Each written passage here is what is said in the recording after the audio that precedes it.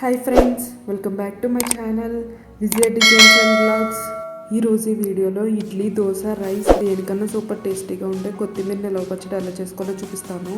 దానికోసం ముందుగా కొత్తిమీర కట్ట తీసుకుని వీడియోలో చూపిస్తున్న విధంగా చిన్న చిన్న ముక్కలుగా కట్ చేసి పక్కన పెట్టుకోవాలి. ఏదన్నా జల్లెట్లో వేసుకుని 2-3 టైమ్స్ వాష్ చేసుకోవాలి. ఏదన్నా కాటన్ క్లాత్ వేసి మనం శుభ్రం చేసుకున్న కొత్తిమీర వేసి 2-3 గంటలు ఫ్యాన్ దగ్గర ఆరబెట్టుకోవాలి. తడి అన్నది లేకుండా చూసుకోవాలి, లేదంటే పచ్చడి అయితే పాడైపోతుంది. 3 గంటల తర్వాత కొత్తిమీర తడి మొత్తం ఆరిపోయాక ఏదన్నా ఒక పెద్ద సైజు గిన్నె తీసుకుని కొత్తిమీర మొత్తం ఒక గిన్నెడు అయ్యేలా చూసుకోవాలి. వేరే గిన్నె తీసుకుని గుప్పుడు చింతపండు వేసి బాగా మరిగించిన నీళ్లు పోసి ఒకసారి కలిపి పక్కన పెట్టుకోవాలి. స్టవ్ ఆన్ చేసి ప్యాన్ పెట్టుకుని 1 స్పూన్ మెంతులు, 1 స్పూన్ ఆవాలు వేసి ఫ్రై చేసుకోవాలి.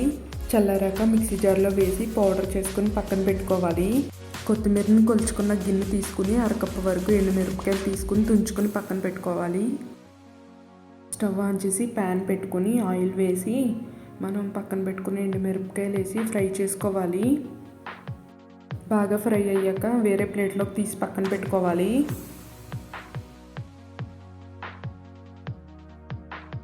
అదే ప్యాన్ పెట్టుకుని కొంచెం ఆయిల్ వేసుకుని మనం శుభ్రం చేసుకున్న కొత్తిమీర వేసి ఫ్రై చేసుకోవాలి. ఇలా కొత్తిమీర మొత్తం ఫ్రై అయ్యాక వేరే ప్లేట్లోకి తీసి పక్కన పెట్టుకోవాలి. అదే ప్యాన్ పెట్టుకుని తాలింపు కోసం 1 కప్ ఆయిల్ వేసి హీట్ అయ్యాక 1 స్పూన్ మినపప్పు, 1 స్పూన్ శనగపప్పు, 1 స్పూన్ ఆవాలు, 1 స్పూన్ జీలకర్ర వేసి ఫ్రై చేసుకోవాలి. ఫ్రై అయ్యాక దంచుకున్న వెల్లుల్లి రేఖలు, 2 ఎండుమిర్చి, కొంచెం కరివేపాకు వేసి ఫ్రై చేసుకోవాలి. ఫ్రై అయ్యాక గ్యాస్ ఆఫ్ చేసి చల్లారనివ్వాలి. మిక్సీ జార్ తీసుకుని మనం ఫ్రై చేసుకున్న ఎండుమిర్చి, నానబెట్టుకున్న చింతపండు వేసి మెత్తగా గ్రైండ్ చేసుకోవాలి. అందులోనే మనం ఫ్రై చేసుకున్న కొత్తిమీర, 1/2 చెంచా పసుపు, 2 స్పూన్ సాల్ట్ వేసి మెత్తగా గ్రైండ్ చేసుకోవాలి. తాలింపు మొత్తం చల్లగా అయ్యాక మిక్సీ పట్టుకున్న పేస్ట్ వేసుకోవాలి.